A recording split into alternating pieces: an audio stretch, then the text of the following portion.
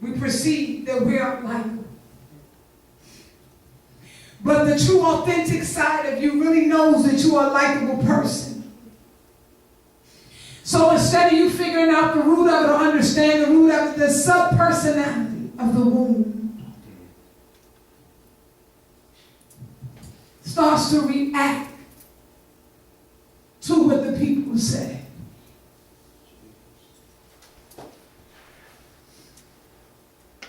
And you want to say, I'm really likable. I don't understand why I'm coming off this way. I'm really likable.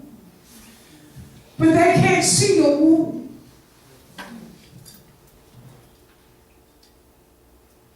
And when you think about a womb, what it does is it makes you void. People can't see who you really are because of all the things that's blocking the authenticity of who you are. So what you do is you go ahead and accept that you're not like when you know you actually are. You accept this. Another example is people want to be around you because you're constantly making jokes or you're laughing. And your inner self tells you that you're quite amusing and you're fun. But in all actuality, it's that womb that's covering itself up. Because if the person really, really lived with you, they will find you're not as funny as they perceive that you are. So that womb covers itself up as a happy, laughing person. So people can't see that you're hurting because they laugh at you all the time.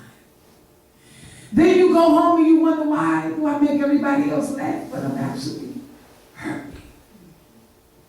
Because that sub-personality of that womb is keeping you in bondage, is covering itself up. Another example is people flirting with you.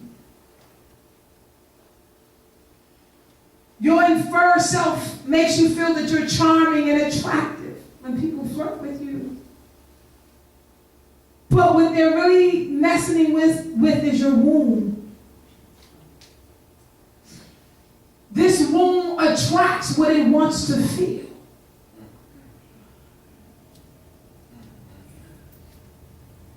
So it becomes stronger. But when they get with you and get to know you, they find that you're really not so charming. But how was they able to see me as charming? Because the womb attracted what it wanted to feel. Y'all gotta catch this. So what you see here is that this is a way of getting people to respond in ways that reinforces your own perception of our authentic self in order to feel validated. In other words, that's how you desire to feel, so you attract what you feel that you need to validate you.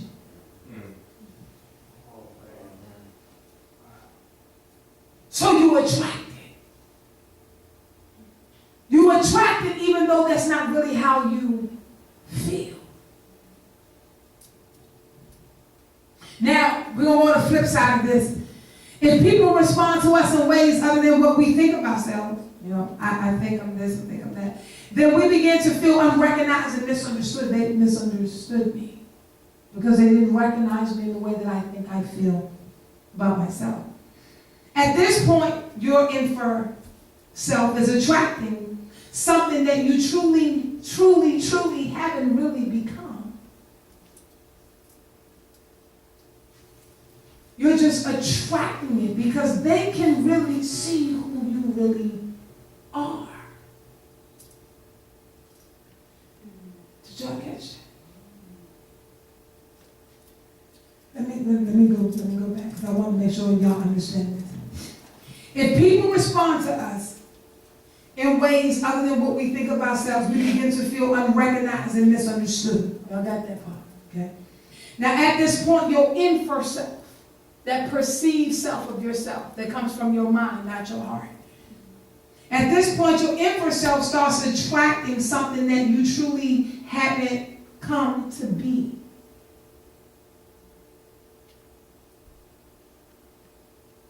And people can see you the way you see. Watch this.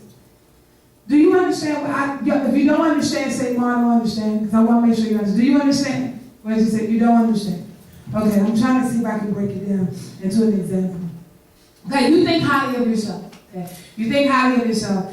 And I don't recognize you as highly as you think of yourself. So if you come in a room and I'm like, I don't really see you the way you see yourself. So then you start feeling unrecognized. And then oh, why they don't recognize me? I'm misunderstood. Wait a minute. I think highly of myself. You're supposed to recognize me. Okay? Now, watch this. At this point, your perceived self start attracting that you are not truly that. You catch it? You're not truly that. That's your perceived self. So the other person can really see who you are, so they treat you the way that you really are, not the way your perceived selves think that you are. So when you come in and thinking you are high and mighty and I'm, bougie and I'm got on this, I'm like, why are they not paying attention to me? Because they can see you for real. Wow. They can see your wounds. Jesus. I really can see your wounds. They're saying they're not attractive. Right, you're right. I see your wounds. So then, once you realize that I recognize you, then you start feeling rejected. That's where rejection comes from. Because I now recognize, how do you see my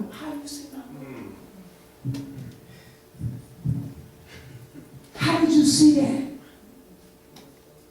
You know what I'm saying? Because now I feel rejected. Because you didn't see me in the way that I thought I was. You're not who you is with that person, but that's not who you are. You wounded. You're not that person. You're wounded. You're not the girl that's running around here that got it all together with the house. Baby. You wounded. With your government job, you wounded. So when a person can detect your wound, rejection comes. Oh, I gotta reject that. Because you're gonna make me not perceive what I perceive of myself. Because you now see my wounds. Y'all got it there? So, this is how we create this social modified self. Social modified. This is a self that is really not us. This is how you create this person. Because, now let me go back a little bit. Now, let's say you did meet people who recognize you and don't recognize your womb. You're modified. Wow. You're not real. You're a walking womb.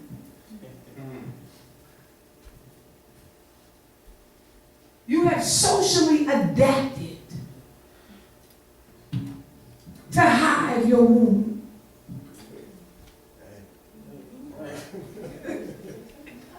That ego has taught you how to hide in social environment, so you feel good when you're around those kind of people. So when you get around those people that can see your womb, then you try to look like them so you won't be such a disguise. Jesus. So you start fitting into the environment of the group in which you are now in. So you can play the game in any other group, and you can play the game when you're with the bougie ones, and you can play the game when you're with here. But the truth of the matter is, what you're showing yourself is that you're not being real to yourself. Because you can play the game. You're not real. That's the clear sign that you are phony. And you have no integrity. Integrity means honesty, because you're not honest to yourself about who you really are. I see your wounds, boo. I see them probably shoes, but I see your heel hurt them shoes. Exactly. You ever see a woman real dumb with them heels on, and she old as dirt, about 40 years old, trying to walk in them stilettos, and knowing she hurting, and she took them, baby, boo, you wounded. Your man left you. That's a left man heel walk. You wounded. Boom, get that fragment out. You wounded. That's all it is. You wounded. My God. But they good actors. They can fit in any environment. They can fit in any environment. They can come in here and be you, normal, whatever. They can go to the bougie ones and be them too. You're phony. You're not authentic. Because you're so wounded. Go to any one of them big time conferences. Nothing but a bunch of wounded women. Wounded. That's why they need somebody to tell them that they behind is glamorous. Because they're wounded. Touch that wound and watch they get to stepping. Touch the wound. Touch that wound. You don't see that. This is what you're supposed to see. You don't see that. That's why they got different voices. They can talk one way on the phone, they talk another way on the phone. They're wounded. They're wounded. They're not real with themselves. They don't know who they are. They're all over the place. They socially modified. In other words, whatever social event they in, they fit right in. I go right up in them with the big ones just like I am. And don't need no stilettos with my flip-flops because I'm real. Just as ghetto as I want to be. Because I'm real. You not, boo. Because it don't make no sense for you to have on those 6.5 inches heels and you already 6'7". That don't make no good God sense. That don't make no sense. You stupid and wounded. That's a wound. Because that ego want to feel taller than itself.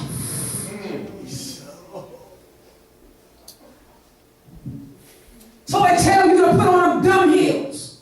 And you're already 6'7". So you're going to be 12'9". Because it wants to feel like a giant.